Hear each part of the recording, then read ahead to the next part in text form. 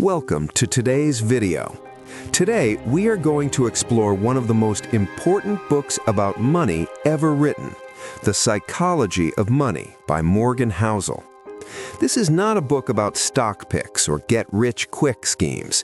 This is a book about behavior, about mindset, about why smart people make bad financial decisions and how you can make better ones. If you have ever wondered why money feels so emotional, so personal, so confusing, this summary is for you. Stay with me until the end, because the lessons you learn today could change how you think about wealth, success, and happiness. Let us begin. Morgan Housel is a partner at the Collaborative Fund and a former columnist at the Motley Fool and the Wall Street Journal. But more importantly, he's a storyteller.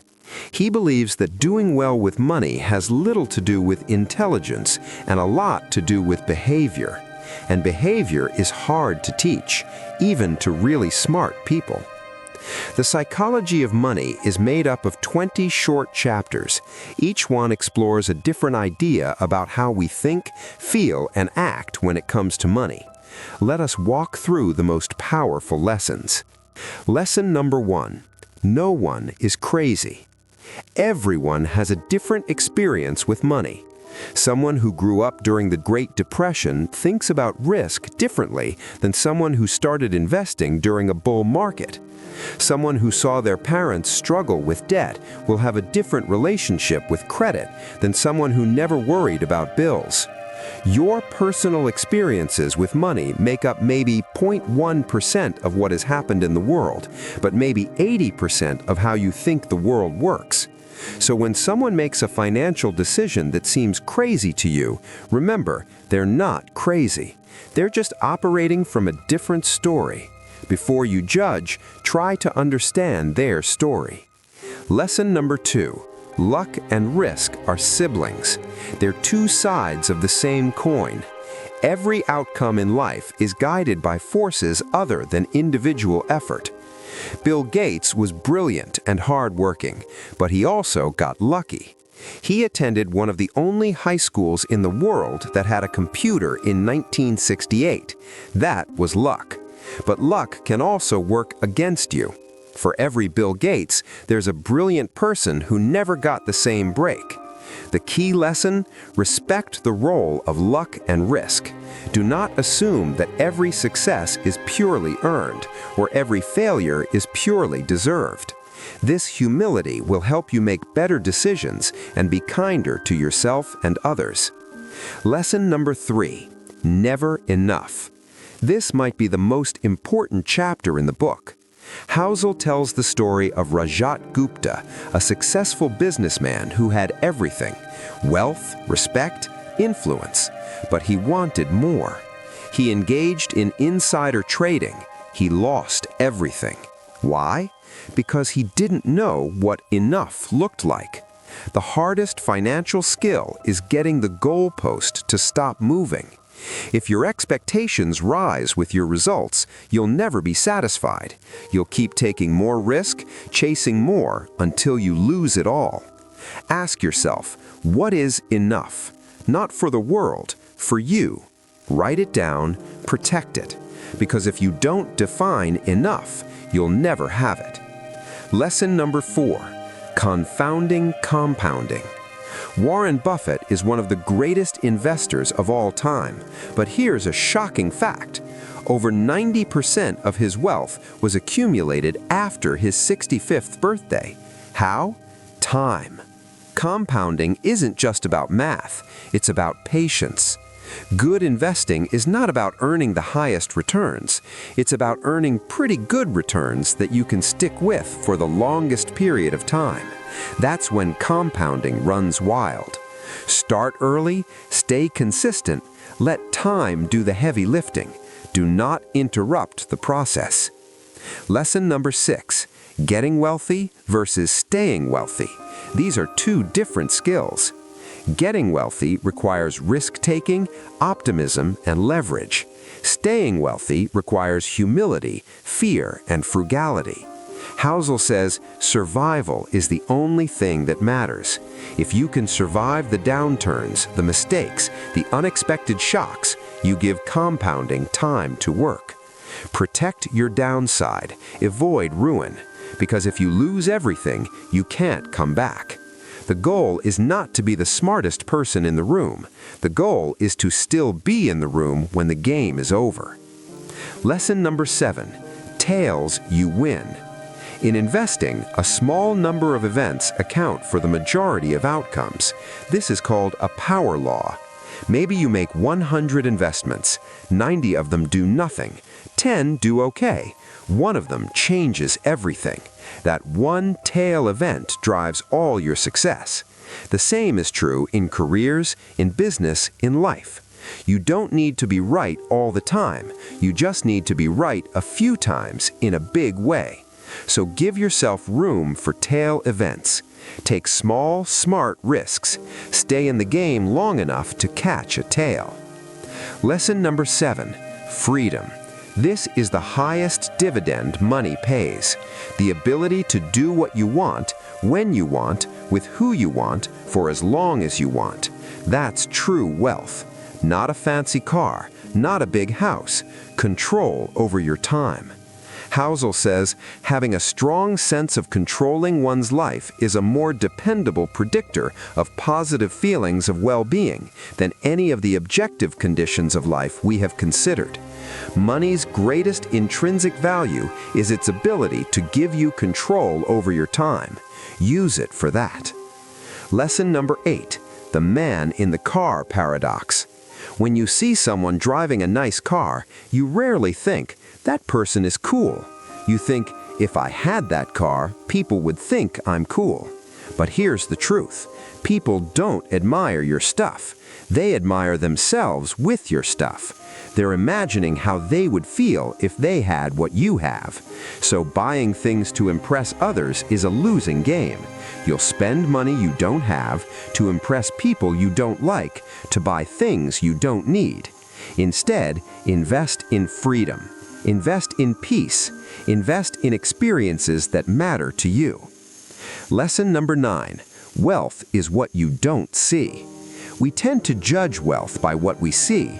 Cars, houses, clothes. But real wealth is hidden. It's the money not spent, the options not used, the freedom not displayed. Housel says, wealth is an option not yet taken to buy something later. Its value lies in offering you options, flexibility, and growth to one day purchase more stuff than you could right now. Don't confuse spending with wealth. The person with the paid-off house, the invested savings, the low-stress life, that's the wealthy person, even if you never see it. Lesson number 10. Save money. You don't need a specific reason to save. Saving is a hedge against life's inevitable surprises. Housel says, saving can be created by spending less. You can spend less if you desire less, and you will desire less if you care less about what others think of you. Save for the sake of saving. Build a margin of safety, because when the unexpected happens, a job loss, a medical bill, a global crisis, savings give you options, and options give you peace. Lesson number 11. Reasonable is better than rational. Finance is not a hard science, it's a soft skill, where how you behave is more important than what you know. A rational investor might stick to a perfect plan, but if that plan keeps you up at night, you'll abandon it. A reasonable investor chooses a plan they can stick with, even if it's not mathematically perfect. The best financial plan is the one you can follow, not the one that looks best on paper. Lesson number 12. Surprise. History doesn't repeat, but it rhymes. The future will not look like the past. New technologies, new crises, new opportunities will emerge. Don't assume that what worked before will work again. Build room for error. Expect the unexpected.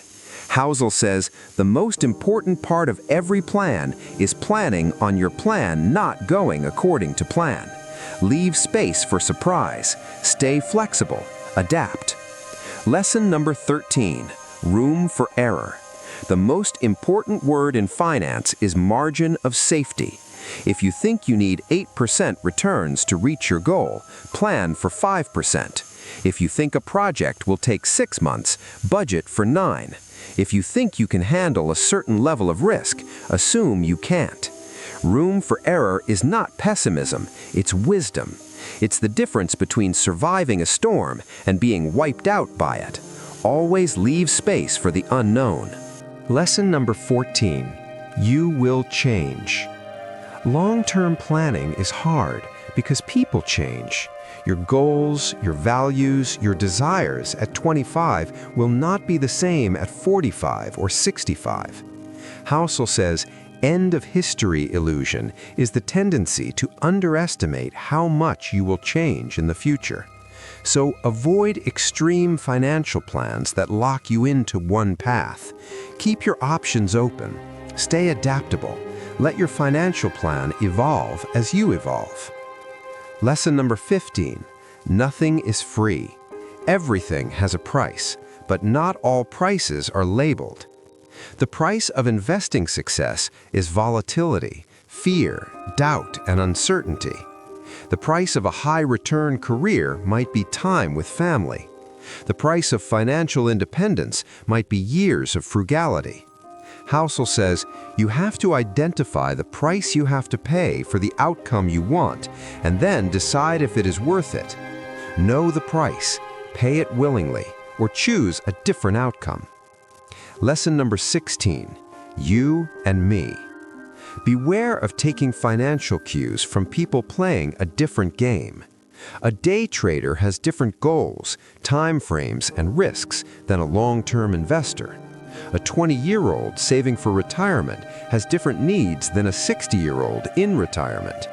Do not compare your Chapter 1 to someone else's Chapter 20. Define your own game. Play by your own rules. Ignore the noise. Lesson number 17. The seduction of pessimism. Pessimism sounds smarter than optimism. It sounds more thoughtful, more realistic. But progress happens because of optimism, because people try, build, invest, and believe. Housel says, optimism is not about assuming everything will be great.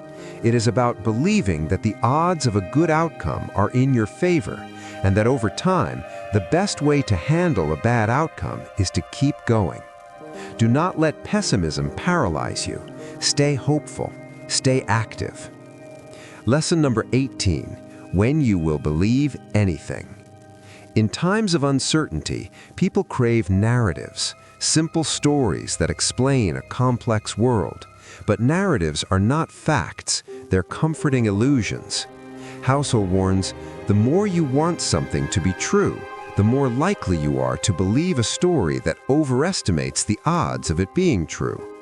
Before you act on a story, ask, is this true? Or is this just what I want to hear? Lesson number 19. All together now. So what is the summary of the psychology of money? It is this. Doing well with money has little to do with intelligence and a lot to do with behavior. And behavior is shaped by your personal history, your emotions, your ego, and your definition of enough. Save money. Stay humble. Respect luck and risk. Define enough. Protect your downside. Give compounding time. Value freedom over stuff. Be reasonable, not just rational. Leave room for error. And remember, the goal is not to have the most money. The goal is to have a life you love. Confessions. Housel ends with his personal approach. He and his wife aim for financial independence, not extreme wealth. They save aggressively. They invest in low-cost index funds. They avoid debt. They define enough. And they prioritize time with family over extra income. His advice, we do not need to view money as a tool to get more stuff. We can view it as a tool to gain control over our time. That's the ultimate goal. Let's recap the mindset shift. Money is not just math, it's psychology, it's emotion, it's story. Your relationship with money is unique, So build a plan that fits your story, not someone else's. Save for freedom. Invest for the long term. Define enough. Protect your peace. And remember, the best financial decision you can make is the one you can stick with. If this video added value to your life, please like, share, and subscribe. Turn on notifications so you never miss a lesson. Drop a comment below. What is one lesson from The Psychology of Money that resonated with you? Your journey to financial wisdom starts today, not tomorrow, not when you have more money, today. Take that small step. Your future self will thank you. Thank you for watching. Until next time, stay curious, stay calm, and keep building your wealth.